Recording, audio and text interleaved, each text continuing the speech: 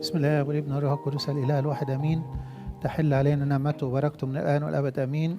احبائي، النهارده الحد الاخير في شهر مصر، وشهر مصر ده الشهر اللي قبل الاخير او بنعتبره الشهر الاخير في شهور السنه القبطيه، شهر مصر. وبعدين بيجي شهر النسيء عباره عن 5 أو 6 ايام بس، فلذلك شهر مصر ده بيعتبر من الشهور الشهر الاخير يعني. وكنيستنا المجيده القبطيه التي تحرص على تغذيه اولادها بالغذاء الروحي المناسب لكل مناسبه، نجد انها تذكرنا بانقضاء العالم وانقضاء الدنيا كلها وقيامه الساعه. فنبص نلاقي تشير إلى نهاية كل شيء، ويبتدي النهاردة الكنيسة تدينا الفكرة ديت عشان نستعد، عشان نعيش في حياة الاستعداد. ليه؟ يعني أكنها نهاية السنة وأكنها برضو نهاية عمر كل منا.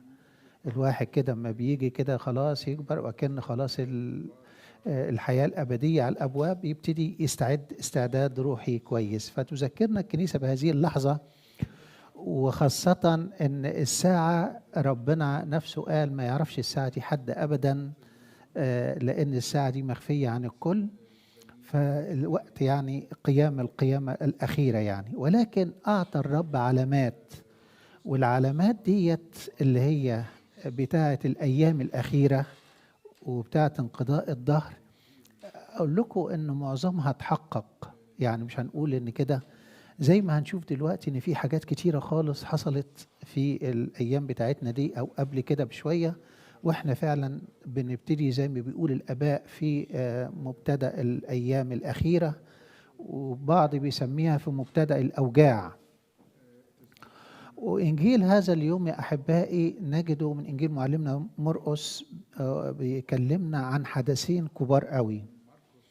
الحدث الأولاني هو خراب أورشليم، والحقيقة الحدث ده اللي اتنبأ عنه ربنا يسوع المسيح تم في سنة 70 ميلادية. جه القائد الروماني تيتوس، وتيتوس ده كان ابن الإمبراطور وقتها، وحاصر أورشليم بجيوشه العظيمة الكبيرة، وابتدى يموت في الناس وحرق الهيكل كله باللي فيه. وكانت أيام صعبة جدا جدا، زي ما ربنا قال النهاردة إن لما تشوفوا الأمور دي تخلي بالكم إن يعني فيها تبقى ضيقة، وصلوا لألا يكون هربكم في شتاء عشان تقدروا تتحركوا. وبرضو السيدات الحبالة والمرضعات هتبقى لهم ضيقة أكثر عشان مش عارفين يتحركوا بسرعة. وفعلا الحدث ده تم. الحدث الثاني بقى اللي هو اللي احنا بنتذكره عشان نكون يقظين لحياتنا الروحية وأبديتنا، هو نهاية العالم. فأعطى الرب يسوع المسيح أن في علامات هتتحقق قبل حدوث الأيام الأخيرة وقبل انقضاء الدهر. إيه الحاجات ديت؟ النهاردة ذاكر منها كثير من الأمور. بيقول إن كثيرون يأتون باسم قائلين إني أنا هو. ولعلنا كلنا سمعنا إن في مسحاء وفي ناس طلعوا قالوا أنا المسيح، وفي حتت وفي بلاد كتيرة يعني. دي زي ما جاء في مرقس 13:6. تاني حاجة قال إنها تقوم حروب وأخبار حروب، فلا ترتاعوا، ما تخافوش. وزي ما احنا شايفين دلوقتي الدنيا متوهجة بالحروب بين بلاد كتيرة وبين دول كتيرة قوي. بيقول لابد أن تكون هذه، ولكن ليس المنتهى بعد. يعني من أيام عدت ولا حاجة وقالوا خلاص البلاد ضربت في بعضيها وشغلوا النووي، الدنيا هتنتهي. لا ترتاعوا، إنها دي أمور لابد أن تأتي قبل النهاية. ويقول تقوم أمة على أمة ومملكة على مملكة، وتكون في زلازل في أماكن كثيرة، وتكون في مجاعات واضطرابات. انتوا مش شايفين الموضوع ده كده؟ اللي بيشوف واللي بيسمع واللي بيسمع الميديا، بص الدنيا كلها برضو مليانة بهذه الأخبار المزعجة عن الحروب وعن الأمم اللي على بعضيها وعن المجاعات وعن الزلازل والأوبئة اللي بتحصل. دي كلها. ويقول ايه؟ خلي بالكم ان هذه مبتدأ الاوجاع. وزي ما قلت لكم من شويه ان ابائنا بيقولوا ان احنا خلاص دخلنا في ايه؟ في الايام الاخيره، وهي فعلا مبتدأ الاوجاع. طب ايه علامات تانية يا رب قلتها لنا؟ قال في مرقس 13:10 قال ينبغي ان يكرز بالانجيل في الايه؟ في العالم كله، في جميع الامم. مش انتوا شايفين ان الانجيل انتشر في كل العالم؟ ما في بقعة من الارض اللي احنا بنعيش عليها الا والانجيل وصل ليها. حتى ان الانجيل اترجم يمكن ل 1500 لغة، لغات كثيرة جدا، بلاد الدنيا كلها ترجمت الانجيل. اذا من ترجمة الانجيل فاذا وصل للشعوب والامم من اقصاء المسكونة الى اقصائها. فالانجيل انتشر في كل مكان. وبعدين من العلامات دي برضو يقول حاجة، ويمكن احنا ابتدينا نلاحظها وإن كانت في بعض الأماكن خفيفة إلى أنها في البعض الآخر ثقيلة جدا. هي إيه؟ يقول سيسلم الأخ أخاه للموت، والأب إيه؟ ولده. يعني شوف الآباء يهون عليهم في القساوة وفي الشراسة اللي الناس هتبقى عايشة فيها، إن الأخين هيحاربوا بعض ويسلموا بعض للمحاكم ويموتوا بعض، وبرضو كذلك الأب يسلم ولده وهكذا، ويقوم الأولاد على والديهم. إيه رأيكم في طفرة التمرد اللي الأولاد فيها دلوقتي؟ نيجي دلوقتي بعض الأسر تقول أنا أبونا مش عارفين نكلم الولد ومش عارفين نكلم البنت، ما نقدرش نخلص فيهم. نيجي نتكلم أي كلمة ولا حاجة إلا ما بيطلعوا فينا وبيغيروا كل الكلام اللي بنقوله. فهي مبتدأ أوجاع. وتكونون مبغضين من الجميع لأجل اسمي. الإنسان الحقاني اللي بيمشي حسب وصايا ربنا وحسب تعليم ربنا وحسب رضا ربنا، تبص تلاقيه يعني إيه؟ الناس تكرهه وتبعد عنه. فالحق دايما في هذا العالم ليس له مكان، لأنه مكانه في السماء. والناس المظلومين في هذا العالم هم أولاد الله. ما تخافوش، العملية عملية مؤقتة جدا، ولكن الله ينصف مختاريه مهما طال الزمن. وإن لم يكن في هذا الزمان فليكن في الزمان الآخر، لأن الله عادل، ما بيقدرش أبدا يسيب أبدا أي ظلم إلا ويأخذ ربنا مجراه مع الظالم. عشان كده بيسموا العالم اللي احنا عايشين فيه ده عالم المظالم. الإنسان اللي يعرف يكذب واللي يعرف يتراءى واللي يعرف يتحايل واللي يعرف يرتشي واللي يعرف كده هو الإنسان اللي ماشي. اوعوا تخافوا، اوعوا تمشوا في هذا التيار، لأن ده تيار ليس هو تيار أولاد الله. إنما زي ما علمنا المسيح العالم سيكون لكم ضيق، لكن ثقوا أنا غلبت العالم. فأولاد الله ثابتون فيه بالحق وثابتون في كلامه مهما قست الحياة ومهما ضغطت الحياة عليهم. ويقول كده والذي يصبر إلى المنتهى فهذا يخلص. في مرقس 13 النهارده سمعناها العدد 12 و13 ويقول الكلام ده.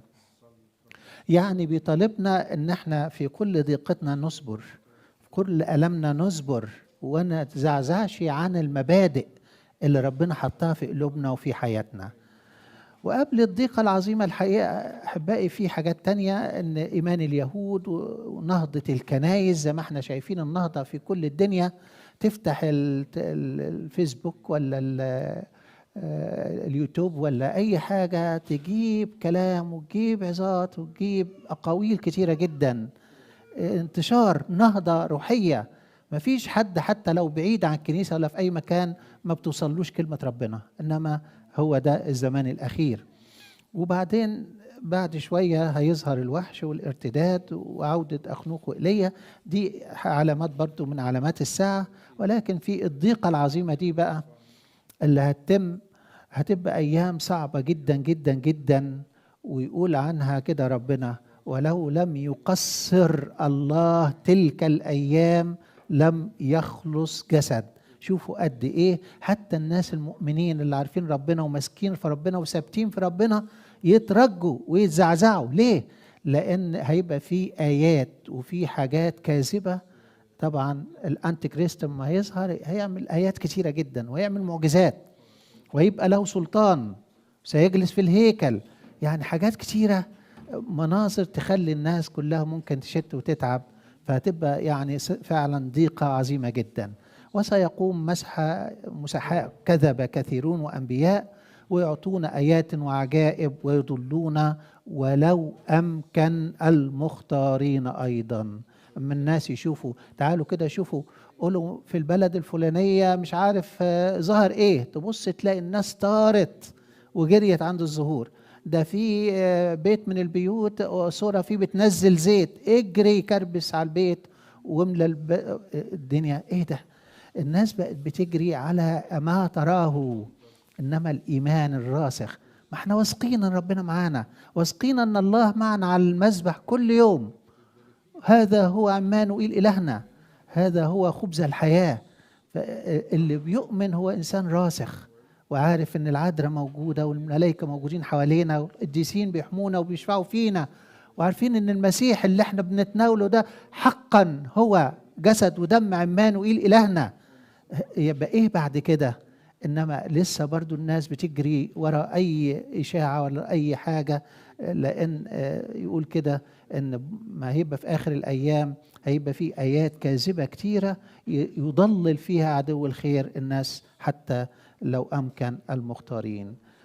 وبعد كده بقى، بعد الأحداث دي كلها أحبائي، تحصل أحداث أخرى بنهاية الكون كله. زي ما قال، يعني قال بعد كده إيه؟ أنا بس قد سبقت وأخبرتكم بكل شيء. المسيح بيقول كده. لازم نؤمن ان الكلام اللي ربنا قاله ده هو فعلا كله حقيقة، وان كان تحقق منه الكثير ولكن الباقي سيأتي في حينه. وبعد كده بقى يقول في نهاية الدنيا الشمس تظلم الشمس اللي منورة ديت، والقمر لا يعطي ضوءه، ونجوم السماوات تتساقط، والقوات السماوية تتزعزع. الدنيا كلها يحصل فيها اضطراب غير عادي كله. اما الشمس تقع الدنيا بتضلم، الدنيا خلاص مفيش، ونبص نلاقي النجوم واقعة كده على الأرض كلها، كل حاجة اتزعزعت فيها. وبعد كده تظهر علامة ابن الإنسان، علامة الخلاص، علامة القيامة. ويأتي ابن الإنسان بعد كده يظهر علامات ابن الإنسان، ويبصرون ابن الإنسان آتيا في سحاب بقوة ومجد عظيم جدا. الناس كلها تشوف الرب يسوع هو جاي من المشرق، والناس كلها تشوفه. ايه اللي يحصل بعد كده؟ يقول يرسل ملائكته حينئذ يجمع مختاريه، الناس اللي هتبقى موجودة في ذلك الوقت.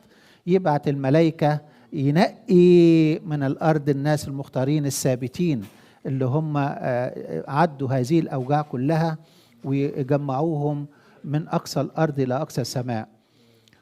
فيقول لهم يعني إذا لقيتوا الحاجات ديت اعلموا أنه قريب على الأبواب، السماء والأرض تزولان ولكن كلامي لا يزول. حقا يا رب كل كلمة وكل حرف لا يزول.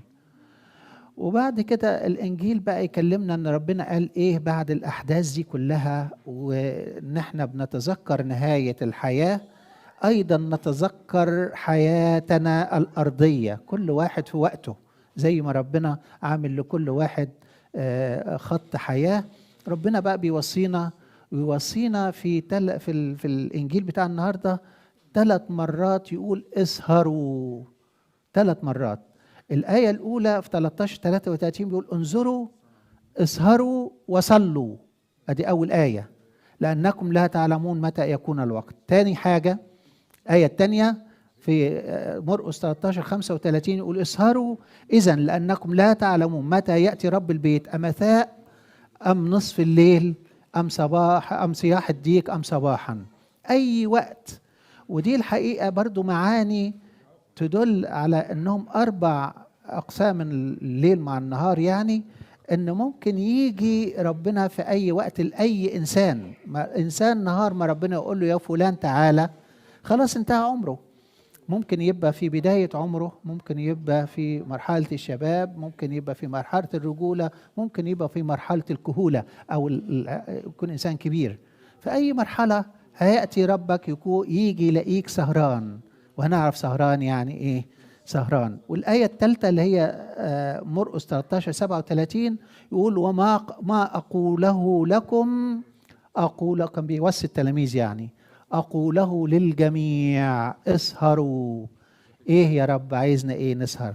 نعمل إيه يا رب؟ وهي دي اللي النهاردة ممكن نقدر نستفيد بيه. كيف نسهر يا رب؟ نسهر لأبديتنا، وليس أقوى معنى للسهر أكثر من التوبة الحقيقية. إنسان لابد أن يكون في حالة توبة دائمة، وقبل ما يكون في توبة لازم أنا أكون عندي إيمان. أنا واثق بأن ربنا فعلا موجود، أنا واثق أن ربنا جه وتألم من أجلي، أنا واثق أن ربنا صلب من أجل خطاياي، أنا واثق أن ربنا قام وأقمني معه، أنا واثق أن ربنا يقدر يشيل خطاياي إن تبت عنها واعترفت بيها، يقوم يشيلها على صليبه. ولكن لو أنا ما تبتش ولو أنا ما اعترفتش، تفضل أنا رافض ربنا ويفضل خطيتي عليا. إذن أسهر يعني أخضع وأطيع وصايا الإنجيل وكلام ربنا. كل كلام ربنا يكون فيه طاعة، ما فيش مجادلة، مش أخد حتة وأسيب حتة. لازم يبقى فيه الواحد كده ما يقعدش ياخد. ده في بعض الناس يقعد مع أب الاعتراف، أبوه يقول له اعمل كذا، يقول له لا أنا ما أعملش ديت، أعمل. بقى زمن غريب وبقت ظروف غريبة الناس دلوقتي بتشوفها. المفروض أب الاعتراف يقول حتى لو نفذت، حتى لو خطأ، اعرف ان نهايته صح وربنا هيتمجد وهيديك اللي انت عايزه. ممارسة الأسرار بإيمان، بإيمان أكون داخل بتناول هذا هو جسد الرب، هذا هو دم الرب. وقبل ما أخد جسد ربنا ودمه لازم أكون معترف ولازم أكون نظيف. ربنا ما ينفعش يخش في حتة وحشة، ما ينفعش. يبقى أنا بضحك على نفسي.